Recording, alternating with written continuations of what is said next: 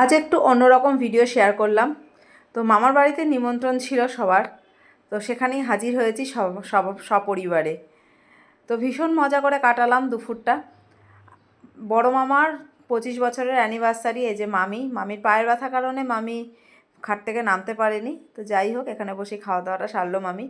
বড় মামার 25 বছর অ্যানিভার্সারিতে বড় মামার ঘরে খাওয়া দাওয়া হলো। সবাই অনেক মজা করে কিন্তু খাওয়া দাওয়া করলাম।